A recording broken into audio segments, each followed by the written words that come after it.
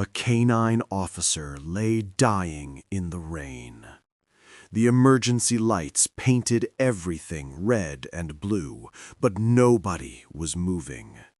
3 paramedics stood frozen with their trauma kit. 5 officers crouched helplessly behind their cruiser doors. Not because of the shooter. He was already in handcuffs. They were stopped by 90 pounds of snarling German shepherd standing guard over his fallen handler. "Axel, stand down!" Officer Davis shouted again, his voice cracking with desperation. The dog's only answer was a growl that cut through the storm like broken glass.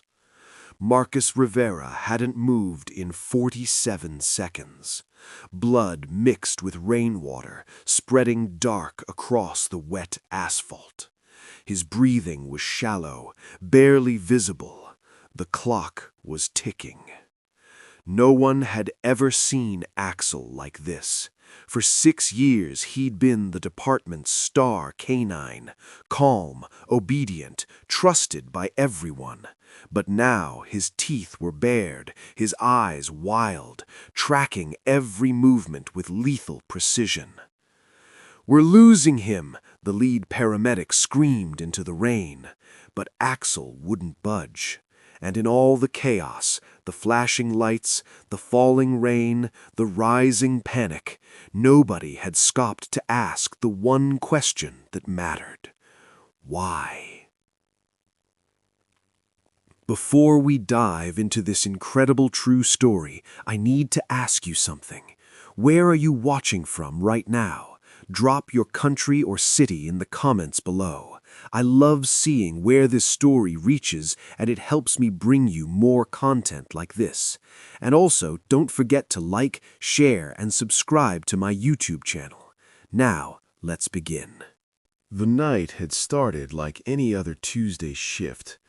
Officer Marcus Rivera sat in his patrol car outside the Riverside Apartments, finishing his incident report, while Axel dozed in the back compartment. The rain had just started, a light drizzle that tapped against the windshield like nervous fingers. Marcus was 34 years old, with 7 years on the force and 6 of those with Axel. He knew this neighborhood like the lines on his own palm. The third apartment from the left had a broken porch light. The blue Honda in Space 12 had a busted tail light. Mrs. Chen on the second floor always left her living room TV on, the blue glow visible from the street. Everything was routine. Everything was normal. Then the radio crackled to life. Unit 7, Atom 9, we have a domestic disturbance at Riverside Apartments, Building C, Unit 14. Neighbors reporting shouting and possible physical altercation. Respond Code 2. Marcus reached back and tapped Axel's compartment. The German shepherd was an instant alert, ears forward, eyes bright. They'd done this 1,000 times. "Let's go to work, buddy." They approached Building C with practiced caution. Marcus could hear the shouting before they even reached the second floor. A man's voice, angry and slurred. Through the door of Unit 14, Marcus could hear crying. Marcus positioned himself to the side of the door, Axel at his left heel. He knocked firmly. "Police, open the door." The shouting stopped. For a moment, there was only silence and the sound of rain against the building's metal roof. Then footsteps. Heavy, uneven. The door opened 6 inches, held by a security chain. A man's face appeared in the gap, mid-40s, eyes red and unfocused. Marcus recognized the signs immediately. His hand moved instinctively closer to his service weapon. "Sir, we received a call about a disturbance. Is everything all right?" "Everything's fine," the man slurred. "Just go away." Behind him, Marcus could see into the apartment. A woman sat on a couch, her face turned away. Even from this angle, Marcus could see the swelling on her left cheek. "Sir, I need you to open the door. We need to make sure everyone's safe." That's when Marcus saw it. The subtle shift in the man's stance, the way his right arm moved behind his back. 7 years of training screamed the warning through every nerve in his body. Gun! Marcus moved to take cover, but he was a fraction of a second too slow. The door exploded outward. In his hand was a semi-automatic pistol, already rising. The shot was deafening in the narrow hallway. Marcus felt the impact before he felt the pain. A sledgehammer blow to his right shoulder that spun him sideways and slammed him into the wall. The world tilted.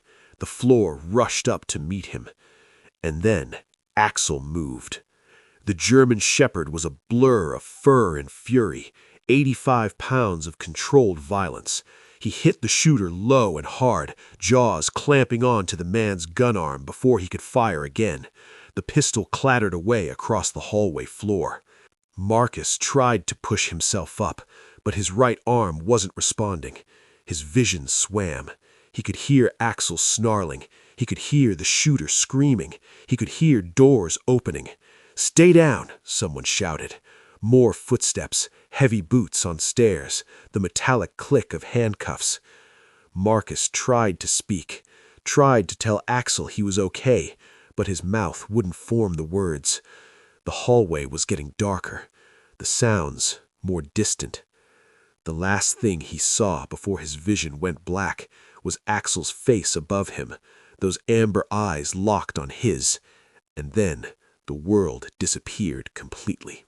Marcus never felt himself hit the ground. One moment he was trying to stand, the next he was waking to chaos. Flashing red and blue lights pierced through his closed eyelids, the sound of urgent voices, the cold bite of rain. He tried to open his eyes, couldn't. His body felt distant, like it belonged to someone else. "Officer down. We need paramedics now." That was Davis. Marcus wanted to tell him he was fine, but the words wouldn't come. His shoulder was on fire.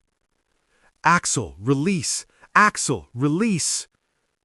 Why was Davis shouting at Axel? The shooter was down. Everything was secure. Marcus forced his eyes open. The world was sideways. Rain fell into his eyes. Through the water he could see legs, people standing in a semicircle, but not close. Why weren't they close? Then he saw Axel. His partner stood directly over him, all 4 legs planted like fence posts, fur soaked, lips pulled back in a snarl Marcus had never seen before. This wasn't training. This was primal. This was a wolf protecting its pack. "Axel, stand down." The dog's ears flicked back, but he didn't move. "Rivera, can you hear me? We need to get the medics to you, but Axel won't let anyone near." Trying to raise his hand, pain exploded through his shoulder, graying out his vision. When he could see again, Axel had shifted, putting himself directly between Marcus and the paramedics. "We're going to have to tranquilize him. There's no other way." "No, you trank him and Rivera's going to wake up and kill us all. Those 2 are bonded.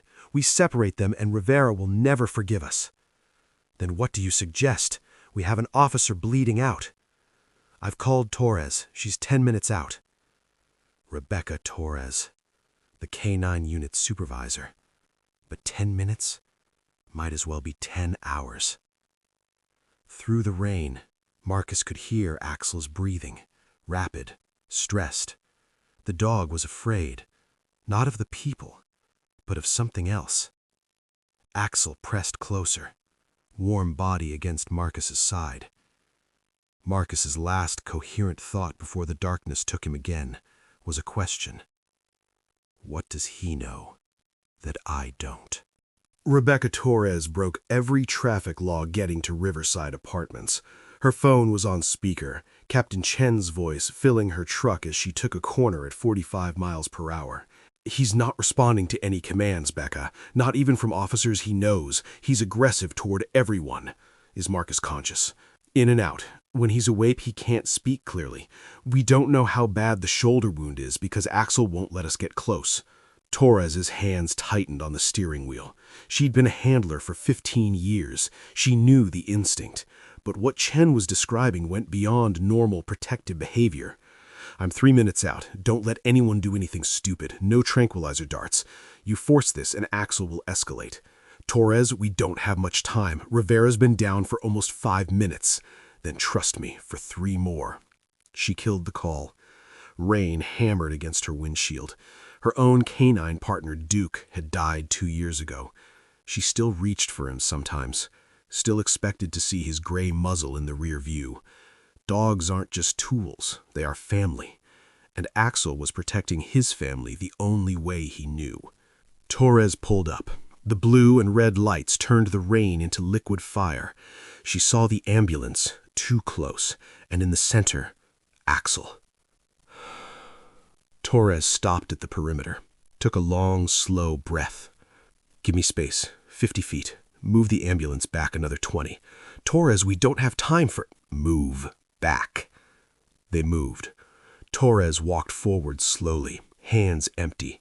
She didn't look at Axel. That's a challenge. She looked at Marcus. 30 feet, 25, 20. A growl changed pitch, a warning. Torres stopped immediately. Hey, Axel. Guter Hund. Bravo Hund. The ears flicked forward. He knew her voice. Torres lowered herself to a crouch. From here, she could see Marcus, pale, shallow breathing, but something else caught her attention. Axel wasn't just standing over him, he was covering Marcus's right side, but his nose kept dipping down to touch Marcus's ribcage. Touch, lift, touch again. Torres's breath caught. That was a trained behavior. That wasn't aggression. That was a medical alert. They had trained for this, detecting chemical changes in blood sugar, but Marcus wasn't diabetic. So what was Axel detecting? 6 years ago, Marcus Rivera had walked into the canine training facility convinced he didn't need a dog. He needed a tool, something efficient, something that wouldn't ask questions or need emotional support. The simple equation of his life: work hard, stay independent, trust no one but yourself. The trainer that day was Rebecca Torres. She led him past a dozen kennels, German shepherds in peak condition, alert, powerful, ready to work. Most handlers choose based on obedience scores and aggression levels, but I don't match dogs to handlers that way. I match temperaments. Marcus nodded, not really listening. He'd already spotted the dog he wanted, a massive male in Kennel 7, all muscle and confidence. But Torres walked him to Kennel 12. Inside was a younger dog, lean. His eyes weren't hard, they were intelligent, searching. When Marcus approached, the dog didn't bark. He just sat down and watched Marcus with an intensity that was almost unsettling. This is Axel. 3 handlers have turned him down. Why? They say he's too sensitive, too emotionally reactive. He won't perform if he senses his handlers is stressed or afraid. They want dogs that are, as you said, tools. Marcus stared at the dog. Axel stared back. So why are you showing him to me? Torres smiled then, a sad kind of smile. Because your psychological eval says you have trouble accepting support, says you work alone whenever possible. And I think Axel is exactly what you need. A sensitive dog is what I need? No, a dog who won't let you hide is what you need. Marcus wanted to walk away, but something about the way Axel was looking at him. It wasn't judgment. It was a simple, uncomplicated question. Are you my person? Against every instinct, Marcus said yes. The first 6 months were rocky. Axel reflected Marcus's emotions like a mirror. When Marcus was closed off, Axel withdrew. Torres had to pull Marcus aside after a disaster of a session. You're trying to make him work independently of you. That's not how this works. You have to let him in, Marcus. You have to let him know you. I don't need him to know me. I need him to do his job. His job is to know you. That's what keeps you both alive. Marcus hadn't understood. Not then. But slowly, the wall started to come down. Axel learned to read the tension in Marcus's shoulders. Marcus learned to trust Axel's instincts. They developed a silent language. And somewhere along the way, Axel stopped being a tool and started being something Marcus didn't have words for. Something that was now standing in the rain, refusing to let anyone near, because he knew. Somehow, he knew what they all had missed. Torres studied Axel's behavior pattern for 30 seconds that felt like 30 minutes. Every movement, every positioning of his body, every direction of his attention, it all told a story if you knew how to read it. The dog would growl at anyone who approached. Then his attention would snap back to Marcus. His nose would drop to Marcus's right rib cage, not the shoulder wound, and touch, almost gently, before lifting again to scan for threats. Alert. Protect. Alert. Protect. That was a trained behavior loop. Torres had seen it before in medical alert dogs, but never in a patrol canine during an active emergency. "Captain!" Torres called out, not taking her eyes off Axel. "When Rivera fell, did he land on his right side?" Chen had to think about it. Yes, he went down hard against the hallway wall, then collapsed onto his right side. Torres's blood went cold. She'd seen enough training accidents to know what could happen with that kind of impact. A broken rib driven inward could puncture a lung, and a punctured lung would be invisible to everyone standing around. No external bleeding, no obvious trauma. But it would kill Marcus just as surely as the gunshot wound, maybe more slowly, maybe more painfully. And Axel could smell it. Could smell the blood accumulating in Marcus's chest cavity, could smell the chemical changes in his handler's body that screamed danger. "I need to get closer," Torres said, not taking her eyes off Axel. "Axel is trying to show us something." "Torres, I can't let you—" "With respect, Captain, you don't have a choice. If I'm right about what he's detecting, Marcus has minutes, not hours, and I'm the only person here who Axel might trust." Chen's jaw worked for a moment. Then she nodded sharply. "Do it." Torres took a breath and started forward again. 15 feet, 12 feet, 10. And Axel's growl intensified, but his body language was different now. His ears weren't completely flat. His weight was shifted slightly back. He was warning her, but not preparing to attack. "Axel," Torres said softly in German, "Zeig mir, show me." 8 feet, 6 feet, 5. And then she was close enough to see Marcus's face clearly. His lips had a blue tinge. His breathing was rapid and shallow, the kind of breathing that said the lungs weren't getting enough air. Axel's nose touched Marcus's right ribcage again. Then the dog looked directly at Torres. The message was clear. Here. The problem is here. Torres crouched slowly. Axel tracked her movement but didn't lunge. She could see the trembling in his muscles, the terror in his eyes. This dog was holding himself together by sheer force of will, caught between two drives, protect his handler from threats and get his handler the help he needed. "I'm going to help him," Torres whispered. "Let me help him, Axel. Lass mich helfen." The rain fell. The emergency lights painted everything in red and blue. And a German shepherd decided to trust a human one more time. Then Axel's growl quieted, not gone, but softer.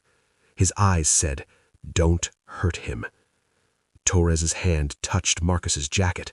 She could feel the warmth of fresh blood from the shoulder wound, but that wasn't what she was checking for.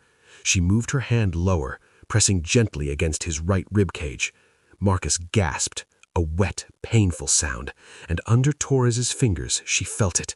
The subtle asymmetry, the give where bone should be solid, and the crackling sensation that medical professionals call subcutaneous emphysema, air leaking into the tissue where it shouldn't be.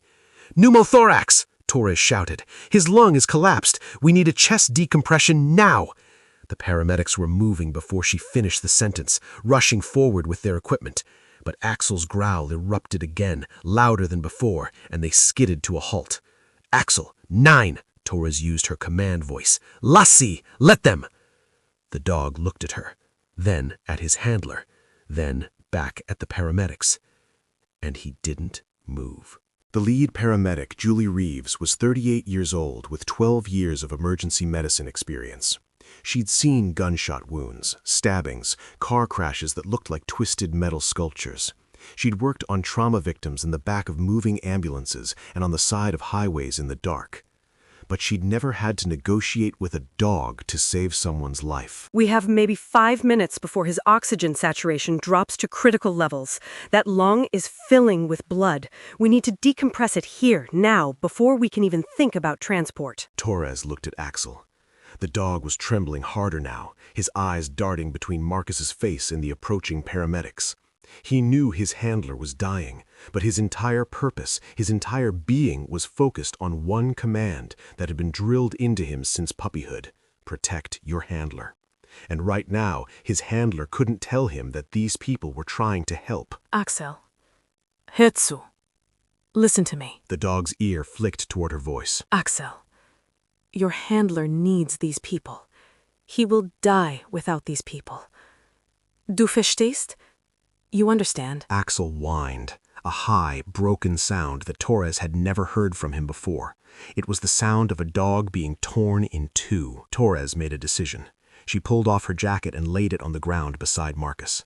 Then she positioned herself between Axel and the paramedics, creating a physical barrier. Julie, I'm going to give him a command he's never heard in the field before. When I do, you'll have maybe 10 seconds while he's processing it. That's your window. Don't waste it. 10 seconds isn't enough it's going to have to be. Torres looked at Axel, really looked at him. This dog had given 6 years of his life to protecting Marcus Rivera, had walked into burning buildings and chased down armed suspects, had slept beside Marcus's bed and learned to sense when Marcus's niece's blood sugar dropped, had become so attuned to his handler's physical and emotional state that he could detect internal bleeding through scent alone. And now she was asking him to go against every instinct, every piece of training, every fiber of his being.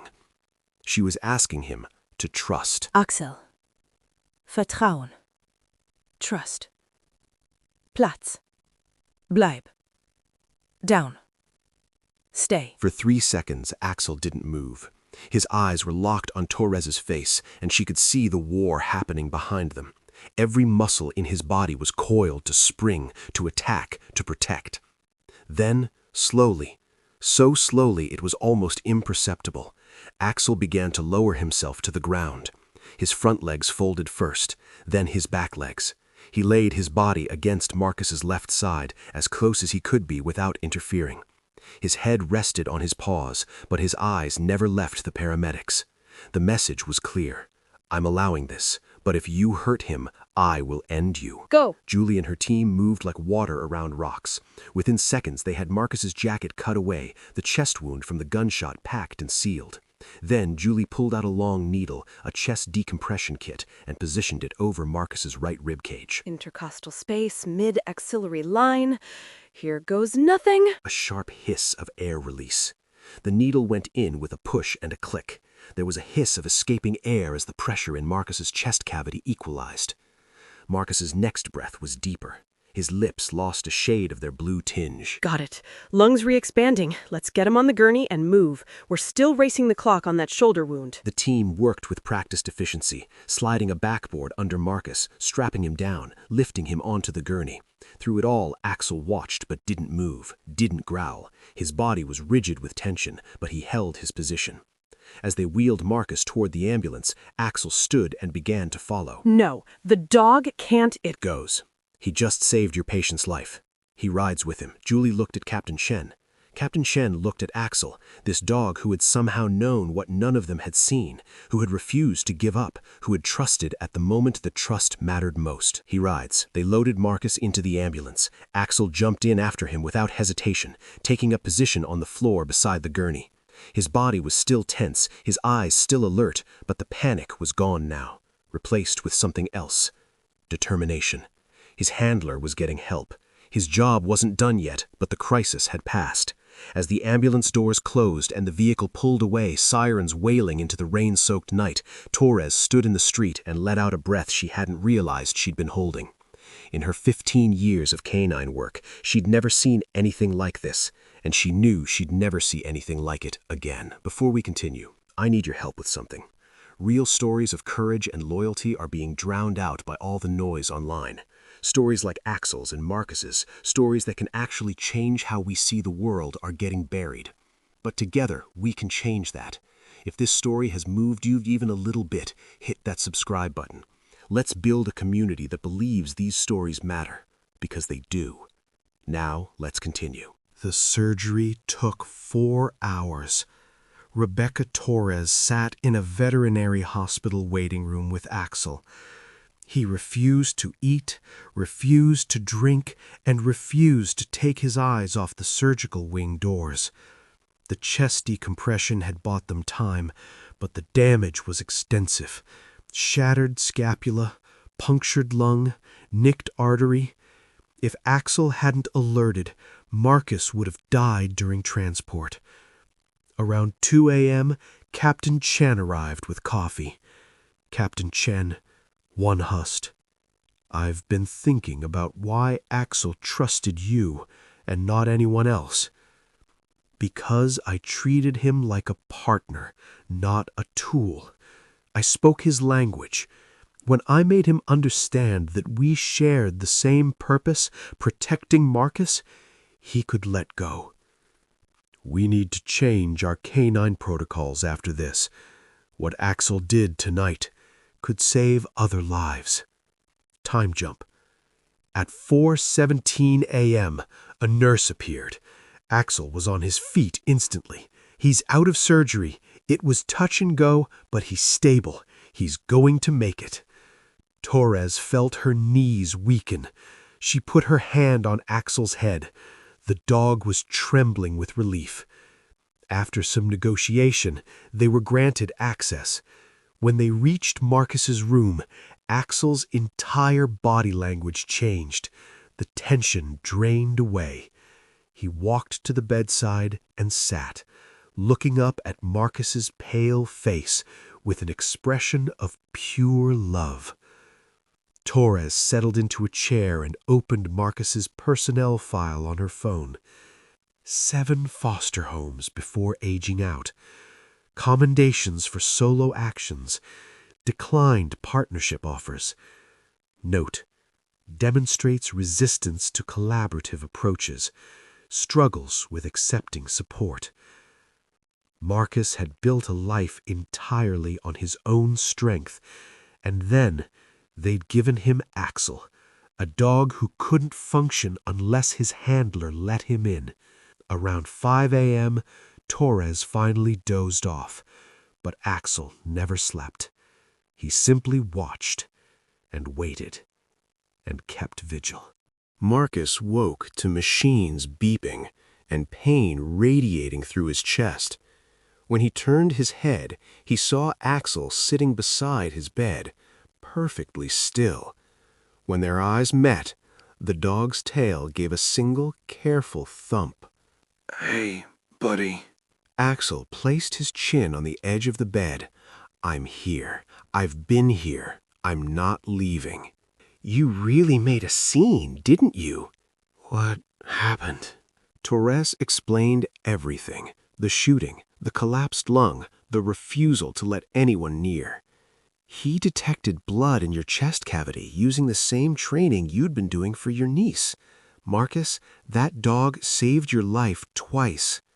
I thought he was just panicking because I was hurt. He was terrified, but he wasn't panicking. He was communicating, and he held himself together until someone finally listened. A nurse came in, checked vitals, and left. Axel watched, but remained calm. You'll need 3 months of recovery, but you're going to be okay, because of Axel. Emotional swelling. Marcus reached out his left hand and rested it on Axel's head. Thump, thump, thump of tail wagging. The dog's tail began to wag, slowly at first, then faster. 6 years of partnership, and Marcus had never fully acknowledged what Axel meant to him. Axel was family, the first real family Marcus had allowed himself since childhood. I'm sorry. I was always taught that needing people made you weak, that depending on anyone meant they could hurt you, so I kept everyone at arm's length, even Axel. And now, Marcus looked at the dog who had refused to give up on him. Now, I think maybe I had it backwards. Maybe the real strength is in letting someone stand with you, in trusting them to see you when you can't see yourself. That's the lesson Axel has been trying to teach you for 6 years. Long silence. Fade out with heart monitor slowing slightly to a calm rhythm. Over the next few weeks, something remarkable happened. Studies show that patients with companion animals during recovery have measurably better outcomes: lower blood pressure, reduced pain medication needs, decreased stress hormones. They heal faster. This isn't just emotional comfort. When we pet a dog, our brains release oxytocin, the bonding hormone. That oxytocin reduces inflammation, supports immune function, and helps wounds heal faster. The hospital made an exception for Axel because of what he'd done, but what they discovered was that Axel's presence wasn't just a reward, it was medicine, as real and powerful as anything in a pill bottle. Remember, the bonds we form with animals aren't emotional luxuries, they're biological necessities. They make us healthier, stronger, and whole. 3 months later, Marcus stood in the Metro Police Department parking lot. His right arm was still in a sling, but functional. Physical therapy had been brutal, but he'd pushed through. And he wasn't alone this time. Axel sat at his side, patient in the morning sunshine. The German Shepherd had stayed with Marcus through every day of recovery. Marcus had learned things about his partner, that Axel hated the microwave, that he had a favorite tennis ball hidden under the bed, and that he had nightmares that only calmed when Marcus held him and said, "I'm here, you're okay." He'd learned that Axel was a complete being, and Marcus had let himself love that being fully. Today was the Medal of Valor ceremony. Marcus had dreaded it, but Torres had said, "This isn't about your comfort. It's about showing every officer what real partnership looks like." The ceremony was packed. When Captain Shen finished reading the citation, Marcus was called to the podium. He'd written a speech, but standing there, the words seemed inadequate. So he spoke from his heart. 3 months ago, I was shot. That bullet could have killed me, but it didn't. What almost killed me was an internal injury nobody saw. I was dying, and I didn't know it. My partner knew. He could smell the blood in my chest, and he refused to let anyone near me until someone understood what he was trying to communicate. For 6 years, I worked with this dog, but I never really let him in. I thought independence was strength. I thought needing someone made you weak. He looked out at the audience, Torres in the front row, fellow officers brushing their eyes. I was wrong. Axel didn't just save my life that night. He taught me that real strength isn't about standing alone. It's about knowing when to let someone stand with you. It's about trusting your partner to see what you can't see. The applause was thunderous. As the chief fastened the medal around Axel's neck, the German Shepherd looked up at Marcus, tail wagging. "Yeah, I'm your person, and you're mine." 6 months later, Marcus and Axel were back on full duty. On a quiet Tuesday evening, Marcus sat in his living room with Axel sprawled across his feet. His niece, Elena, was at the dining table. She'd moved in 2 months ago. "Uncle Marcus? Axel's staring at me again." Marcus glanced over. Axel had walked to Elena and was pressing his nose against her leg. "Check your glucose." 62. I'm dropping. She grabbed juice while Marcus scratched Axel's ears. "Good boy. Such a good boy." Later, Marcus pulled out his journal and wrote, "I used to think love was a luxury I couldn't afford, that opening myself up meant giving someone power to destroy me. But Axel showed me that love is about trust, about letting someone see you at your worst and believing they won't walk away. 3 months ago, I died on a rain-soaked street. My dog refused to let me go. That's not a weakness. That's the strongest thing I've ever witnessed." Marcus looked at Axel curled on the couch with Elena, his family, his pack, the beings who taught him that needing someone doesn't make you weak, it makes you human. Silence. This is a true story. The names have been changed, but the events happened as I've told you. A canine officer was shot. His dog refused to let paramedics approach, and that dog detected an internal injury that saved his handler's life. But this story is about more than a heroic dog. It's about the barriers we build around our hearts. Marcus thought independence was strength, but what he learned was that vulnerability is strength. Letting someone see your wounds, letting them stand with you when you're at your lowest, that's not weakness, that's courage. Axel didn't just save Marcus's physical life, he saved his ability to connect. We all have an Axel in our lives, someone who sees us when we can't see ourselves. The question is, are we brave enough to let them in? If this story moved you, I need 3 things. First, hit that subscribe button. These stories need to be shared. Second, give this video a like and share it with someone who needs to hear it, someone struggling to ask for help. And third, drop a comment below. Where are you watching from? Have you ever had someone, human or animal, refuse to give up on you? I read every comment. Remember, you don't have to face life alone. Strength isn't about standing by yourself, it's about knowing who to stand with.